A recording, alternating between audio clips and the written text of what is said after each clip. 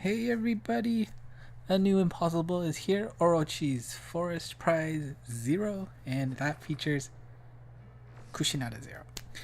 First things first, that green stone thing on the right that's covered in the laser barrier, that Magatama. You're going to want to kill that as soon as possible. It fires off a pretty strong laser in 5 directions that can do a lot of damage, so you want to get rid of it. It's also functions as a bounce restrictor, so make sure you take it out with a pierce type. And I also believe it is a homing absorber, so make sure to watch out for that.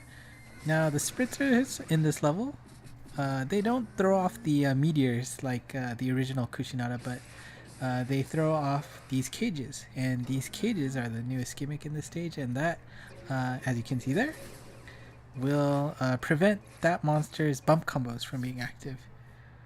You saw that red X as I tried to hit it and nothing came out of Gilgamesh there. And of course the gimmicks here is warps. Make sure you bring your null warp monsters, and at most bring 1 bounce type. I don't think there's any reason to bring more than 1. And as you can see here, yes, that Magatama is a bounce restrictor, so make sure you take it down with the pierce types. And I forget what it's, the minion on the bottom right, but that guy does fire off a really strong laser, so try to focus those guys down. I don't think the cages are that big of a nuisance. Yes, of course you do lose your damage output, but much rather have that than being hit by a big laser there. And of course the blocks here, they can be pretty annoying. They will shut you out, as you saw there. And alright, just a little bit longer. Let's see, Kushinada Zero is a slayer for deity types, I believe, so you're gonna watch out about bringing too many of those guys. And of course there are mines here too. Don't forget which monsters have or have not the ability to take care of them. Gilgamesh in my case does not, he only has no warp, but on the other hand he has a slayer for Kushi-Zero, so it will come in very handy. But the mines do a decent amount of damage, so make sure you don't forget who can handle the mines or not.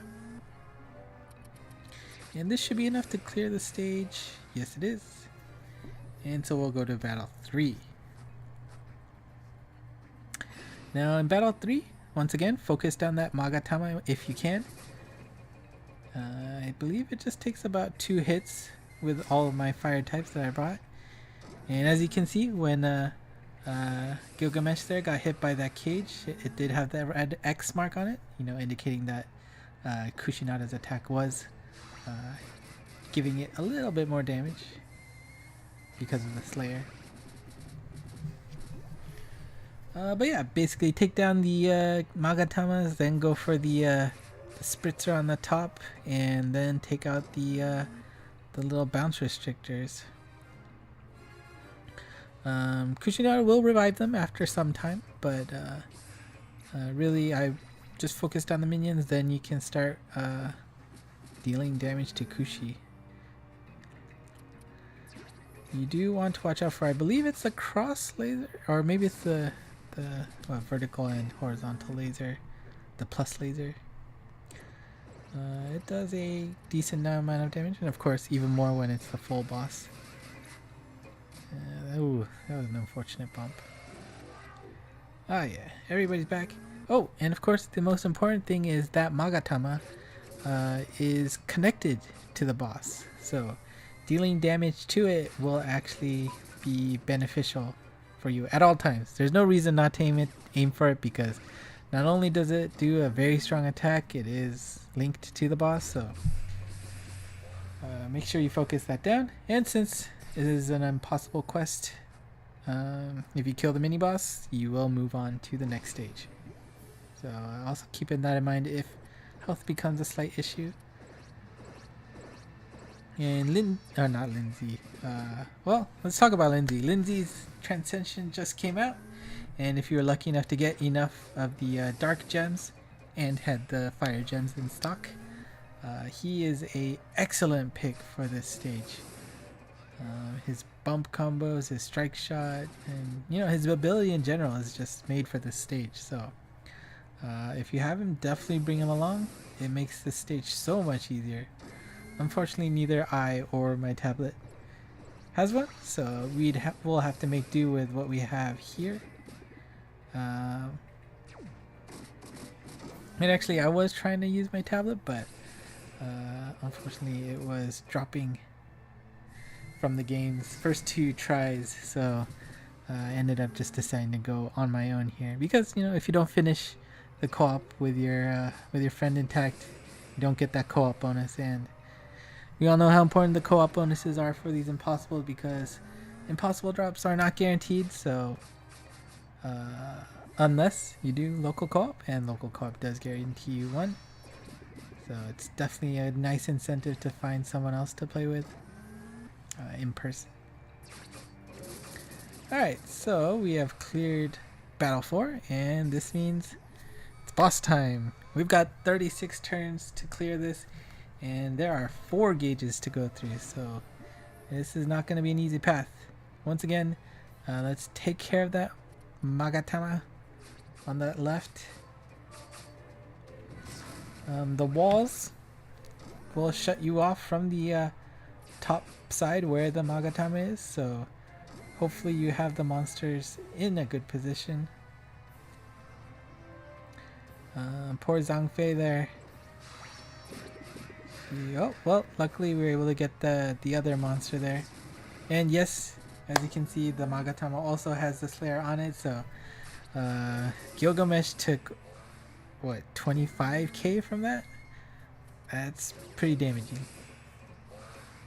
And that number on the top right of Kushinada Zero is a pretty strong attack, and if you don't avoid it, especially Gilgamesh, if Gilgamesh can't avoid it,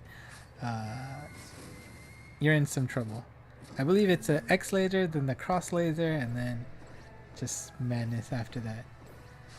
So do try and take care of Kushinada Zero before that attack comes, and luckily with, as you might have noticed in more recent stages, when a boss has a super strong attack coming, they do start to rumble.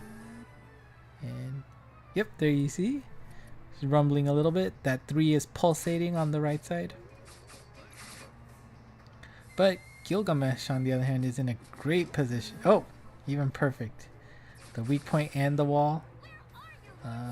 Even if she wasn't dead, probably could have easily gotten 2 million damage there. Alright, so we got 26 turns left, 3 gauges, not bad. So we got the Magatama on the bottom left. So ideally you'd want to start in the left side of the map. That would make it very easy to take care of that Magatama, because don't forget these blocks have a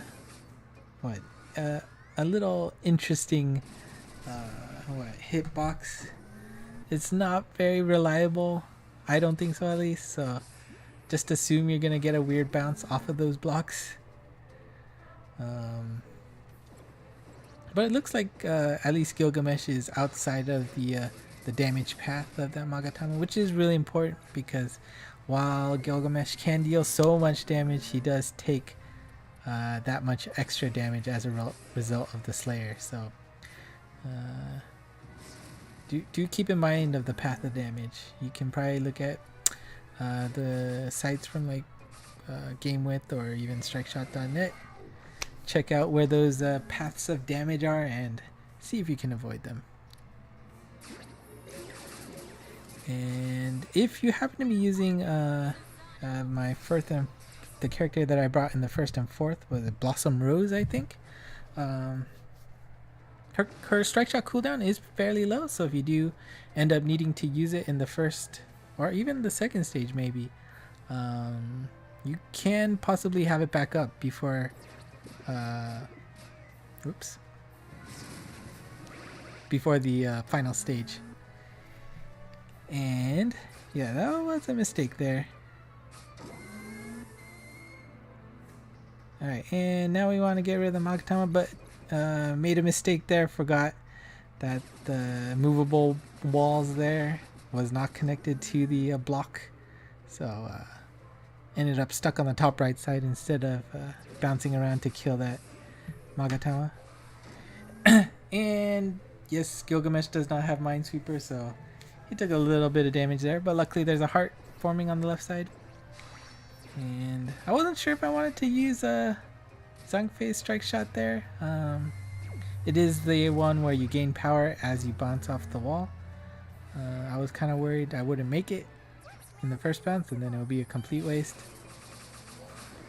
But it looks like she's in a good position now.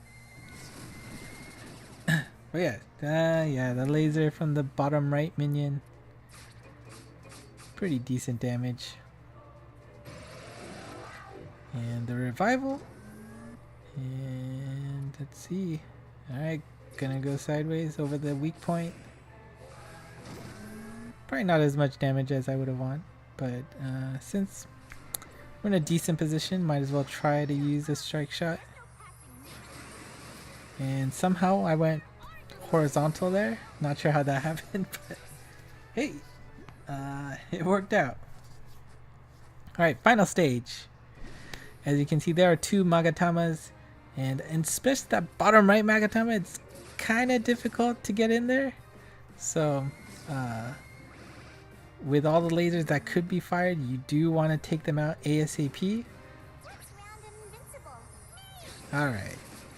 And we're able to take the bottom one. The top left one is a little bit more accessible, so I'm not too worried that that's still there. And I guess, yep, opted to kill the Magatama because I do believe that Gilgamesh would have been in the line of sight of that, and you do not want to take that much damage this late into the game, especially with no hearts. Let's see. So now it's just a matter of dealing enough damage before time runs out. And so that, yeah, that bottom left monster was about to attack, but unfortunately I didn't end up killing it. Ooh, and then Gilgamesh strike shot. Not sure why I didn't bounce off the wall first.